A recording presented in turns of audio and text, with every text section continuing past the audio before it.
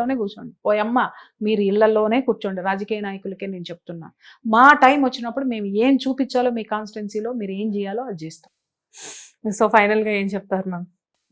ఎవరిని కూడా దాన్ని ఏమంటారంటే విమర్శించేటటువంటి నైతిక హక్కు ఎవరికి లేదమ్మా.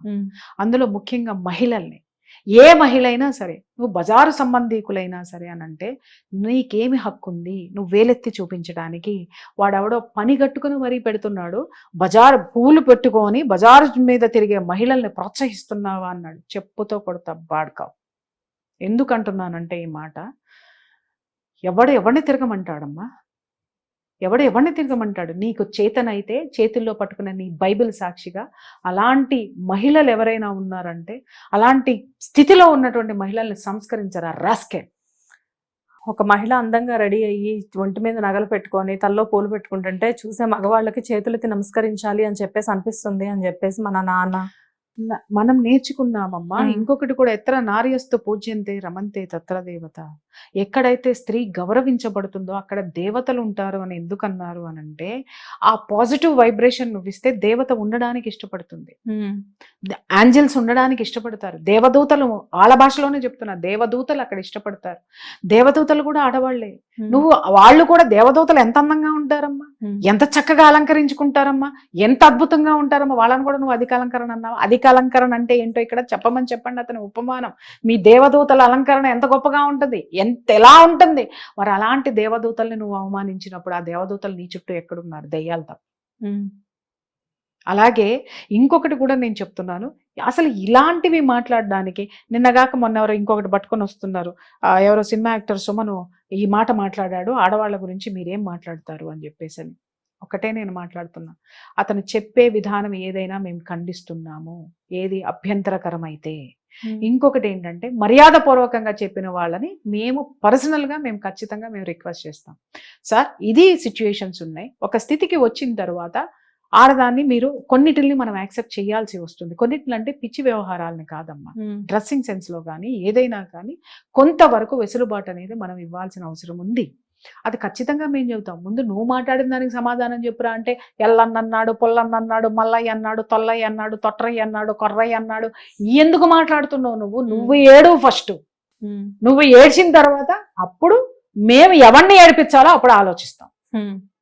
నీ ఏడుపులు నువ్వు ఎక్కడ ఏమి ఏడ్చావో, ఎందుకు ఏడ్చావో దానికి కారణాలు చెప్పు, అప్పుడు మాట్లాడతాం మేము. అంతేగాని కూర్చోబెట్టుకొని వాడన్నాడా వీడు, అరే నువ్వు ఎందుకురా పక్కనాన్ని కొట్టావనంటే, ఆ పక్క వీధిలో ఆడాన్ని కొట్టలేదా, ఈ పక్క వీధిలో ఈడి కొట్టలేదా, మొన్న మీ అన్నని మీ తమ్ముడు కొట్టలేదా, ఎందుకు మాట్లాడతావురా? నువ్వు అంటే ఎందుకు నా కొడుకుని ఎందుకు కొట్టావు, లేదా నా కూతురు ఎందుకు కొట్టావు నిన్ను అడుగుతున్నా. నువ్వు దానికి సమాధానం చెప్పడం మానేసి, ఆ పక్కింటి వాళ్ళు కొట్టుకున్నప్పుడు మీరేం చేశారు, వాళ్ళ అబ్బాయిని వాళ్ళ చెల్లెలు కొట్టినప్పుడు ఏం చేశారు, ఈ పక్కింటి వాళ్ళు దీంట్లో ఉన్నప్పుడు ఏం చేశారు, ఎందుకు మాట్లాడుతున్నారు మీరు?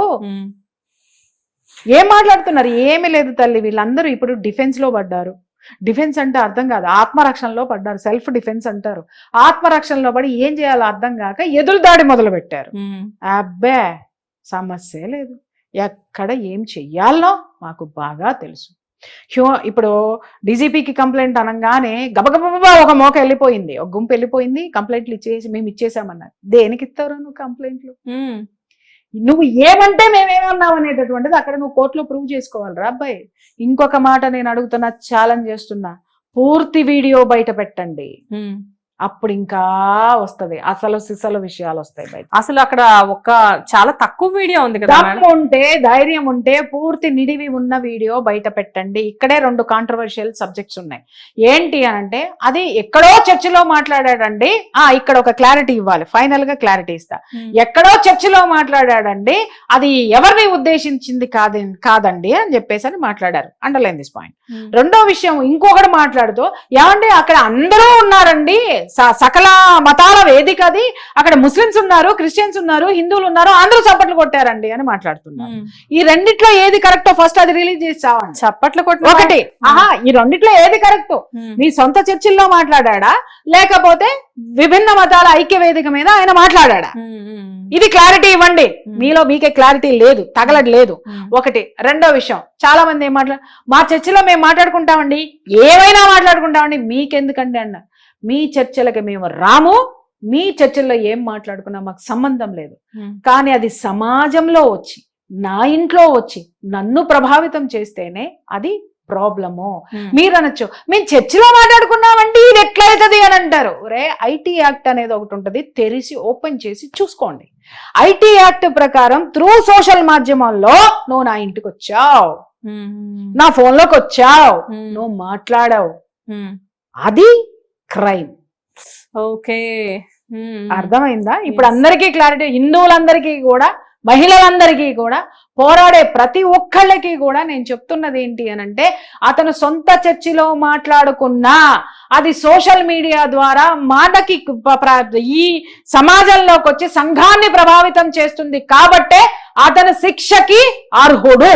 సో ఎక్కడ మనం ఏది మాట్లాడామన్న దానికంటే కూడా అది మనుషుల మీద ఎంత ప్రభావితం చేస్తుంది డెఫినెట్ గా. వీళ్ళే క్యాప్షన్స్ ఏవో పెట్టుకున్నారు, వాళ్ళకే చెప్తున్నా, అదుపు అదుపు మాట పొదుపు. పొయ్యి మీ సార్కి చెప్పండి, మీ అయ్యగారికి చెప్పండి, అయ్యగారు వింటారు. అయ్యగారిని తీసుకురాకపోతే ఇవాళ ఒకే ఒక్క మనిషి అహంభావంతోటో లేకపోతే మీరన్నట్టు రావటానికి భయమేసో లోపల ఉన్న ఆ మనిషి ఎంతమంది క్రైస్తవులు దూషించబడుతున్నారు. ఇప్పుడు మేమంటే మేము ఒక దీంతో కూర్చుంటామమ్మా, అందరు అలా ఉండరు, అందరి ఆవేశాలు ఒకలాగా ఉండవు.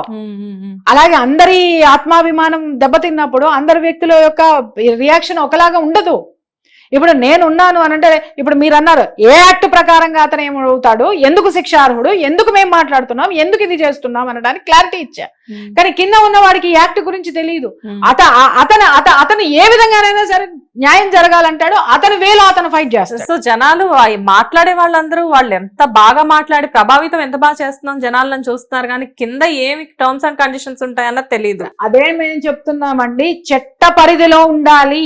మనం ఏది మాట్లాడినా చట్టం పరిధిలో ఉండాలి, రాజ్యాంగం పరిధిలో ఉండాలి, న్యాయస్థానాల పరిధిలో ఉండాలి. పరిధి దాటిందనుకో వేటు తప్పదు ఎవరికైనా. సో భగవంతుడు నోరిచ్చాడు కదా అని ఏది పడితే అది మాట్లాడడం చాలా మిస్టేక్ అన్నమాట. అంటే ఇక్కడ వాళ్ళు కొంతమంది మాట్లాడుతున్నారు ఏంటంటే, సోకాళ్ళు ఎడ్యుకేటెడ్ షెట్ కింద ప్లీడర్లకు ఒకటి చెప్తున్నాను, మాకు రైట్ ఆఫ్ స్పీచ్ మీద మేము మాట్లాడామండి అన్నారు. Contempt of the court. Right of speech అంటే ఏంటి మ్యామ్? భావ వ్యక్తీకరణ స్వేచ్ఛ. భావ వ్యక్తీకరణ స్వేచ్ఛను ఉపయోగించుకొని బజారు మనుషులు అనేసానని ఒప్పుకుంటున్నారు వాళ్ళు. ఆ విధంగా ఇరుక్కున్నారు. స్వేచ్ఛ వాళ్ళు మాట్లాడి, అరే వీళ్ళు శాలం రాజు మెడ చుట్టూ ఎన్ని ఉరితాళ్ళు వేస్తున్నారో వాళ్ళు తెలుసుకోవాలి. మేము భావ వ్యక్తీకరణ స్వేచ్ఛ, రైట్ ఆఫ్ స్పీచ్, దాని ప్రకారమే మాట్లాడుతున్నామని ప్రింట్ వేసి మరీ చెప్తున్నారు మేము మాట్లాడింది కరెక్టే అని చెప్పేసి. వీళ్ళు ఏదో ఫేవర్ రాజ్యాంగం చెప్పింది నీ భావాన్ని వ్యక్తీకరించింది భాషని కాదు. ఓకే, భాష కాదు. నీకు నా వల్ల ఇబ్బంది ఉంది అనంటే, అమ్మా చూడు తల్లి, నీ వల్ల నాకు ఇబ్బందిగా ఉంది, చాలా ఇబ్బంది పెడుతున్నావు, నేను చాలా ఫీల్ అవుతున్నాను అని చెప్పడం వేరు. నీ వల్ల నాకు ఇది ఉంది నరుకుతా అనడం వేరు. రెండోది భాష వ్యక్తీకరణ స్వేచ్ఛ, మొదటిది భావ వ్యక్తీకరణ స్వేచ్ఛ. అలాగే నువ్వు ఒక దీంట్లో నువ్వు వెళ్తున్నప్పుడు దానివల్ల నేను ఫీల్ అవుతున్నా, సమాజం పాడైపోతుందని ఫీల్ అయ్యా, ఇది నా ఉద్దేశము. నువ్వు చెప్పేటటువంటి ప్రవచనాలు కానీ నువ్వు చేసేటటువంటి విషయాలు కానీ సమాజానికి ఏ విధంగానూ ఉపయోగపడవు, సమాజాన్ని ఒక విధమైనటువంటి అంధకారంలోకి తీసుకెళ్తున్నాయి, ఇది చెప్పడం వేరు. ఇక్కడ సనాతన ధర్మాన్ని కూడా బాగా కించపరిచే విధంగా ఆయన ముందు ప్రసంగాల్లో కూడా ఎన్నో ఉన్నాయని చెప్పేసి మాట్లాడుతూ భయంకరంగా ఉన్నాయి. ఇప్పుడు మొదలు పెడితే మొత్తం బయటికి తీస్తాం. మొత్తం ఒక కేసే మీరు అనుకుంటున్నారు, ఈ కేసు నుంచి ఆయన తప్పుకుంటాడేమో అనుకుంటున్నారు. ఒక కేసు నుంచి బయటికి రండి, మంచిగుంటే బానే ఉంటది, లేదనుకో బిడ్డ బోళ్ళన్ని ఉన్నాయి మాకు పెట్టడానికి, బోళ్ళన్ని ఉన్నాయి. ఎందుకంటే ఈ దేశంలో 80% ఉన్నారు మహిళలు. మహిళలు ఆకాశం నిండిపోయి ఉన్నారు. ఉమ్మేస్తే తిరిగి నీ ముఖం మీద పడుతుంది. మహిళలను ఎక్కడన్నారండి? మరి ఎవరినన్నారు చెప్పండి? ఫలానా వాళ్ళని అన్నారు. నువ్వెవరివి? బజారు మనుషులని, బజార్లో తిరిగే వాళ్ళని అన్నాను అని చెప్పి నువ్వు పోయి కోర్టులో చెప్పేం జరుగుతుంది? ఈ పెద్ద మనిషిని పోయి పోలీస్ స్టేషన్లో చెప్పమని ఏం జరుగుతుంది? మూతి పగలగొట్టి లోపలేస్తారు.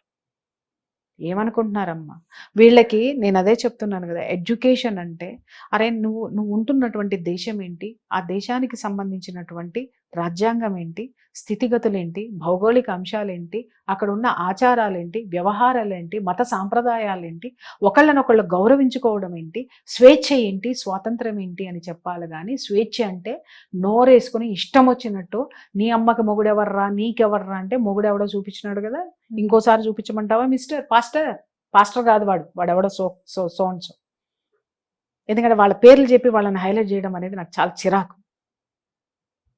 చూపించాలనా? ఇంకా దాని మీదకి నేను వెళ్ళలేదు. అసలు సిసలైనటువంటి వాళ్ళు నాతో మాట్లాడినటువంటి మాటలు ఒక్కటే ఉన్నాయి. వాళ్ళు చూస్తున్నారు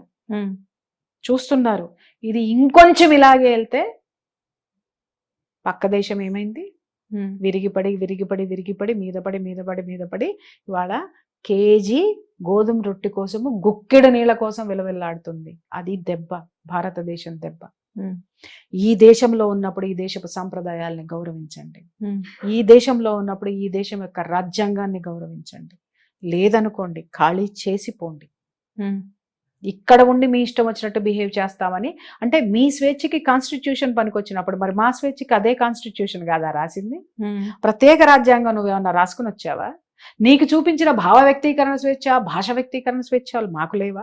మరి నువ్వన్నట్టు బజారు మనుషులని మేము మాట్లాడతాం కరెక్టే అండి అన్నప్పుడు మరి వేరే వాళ్ళు కూడా అదే మాట్లాడతారు కదా, అవునండి మేము పలానా వాళ్ళని మాట్లాడాం అదే కరెక్ట్ అండి అని మాట్లాడతారు కదా. మిస్టర్, నువ్వు మాట్లాడేది తిరిగి నీకే తగులుతుంది, గుర్తుపెట్టుకోండి. మిస్ అమ్మల్లారా చెప్తున్నాను, ఆడవాళ్ళని కూర్చోపెట్టి తిట్టినంత మాత్రాన మీరు గొప్పవాళ్ళో, మీ రాజు కాపాడబడి బయటికి వస్తారో, మీకు ఆత్మతృప్తి కలుగుతుందేమో.